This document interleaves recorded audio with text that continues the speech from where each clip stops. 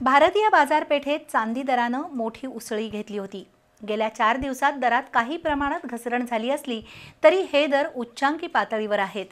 यामागील कारणांचा आढावा घेताना जागतिक स्तरावर मागणी पुरवठ्याचा असमतोल हे प्रमुख कारण असलं तरी तांत्रिक पातळीवर शॉर्ट स्क्वीज, सिल्वर लीज, वाहतूक खर्च, कर रचना यांचाही हातभार असतो। आजच्या भागामध्ये बघूया चांदी दर वाढीची कारणं। सोने दराच्या पाठोपाठ चांदी दरानं मोठी उडी घेतल्यानंतर सराफ कट्ट्यावर काही काळ गोंधळाचं वातावरण होतं। ही तेजी किती काळ राहील आणि या दरामध्ये किती वाढ होईल याबाबत चर्चा रंगली। मागणी आणि पुरवठ्यातील असमतोल हे दरवाढीमागील ठळक कारण असलं तरी अनेक तांत्रिक आणि गुंतागुंतीच्या बाबींचाही त्याला हातभार लागतो। त्यामध्ये शॉर्ट स्क्वीज आणि सिल्वर लीज यांचा समावेश आहे। शॉर्ट स्क्वीज ही अशी परिस्थिती आहे जिथं बाजारात शॉर्ट पोझिशन्स म्हणजे किमती खाली येतील अशी अपेक्षा ठेवून विक्री केलेले व्यवहार अडचणीत आल्यानंतर निर्माण होते।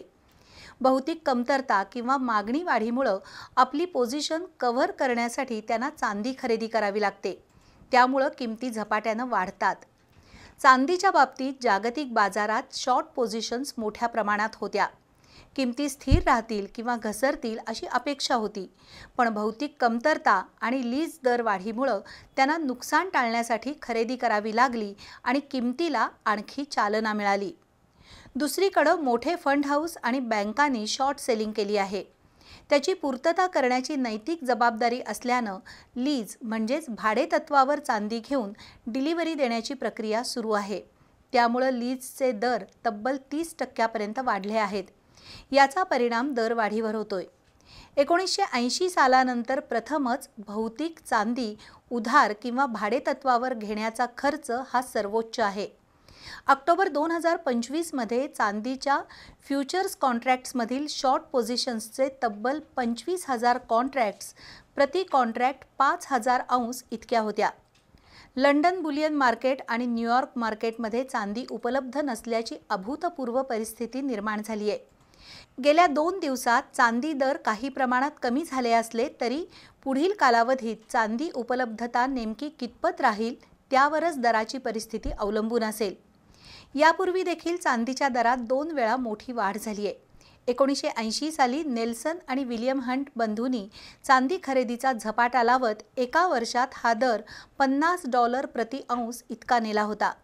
भारतात त्याच कालावधीत चांदीचा दर ₹800 प्रति किलोवरून झेप घेत 11,500 पर्यंत गेला होता।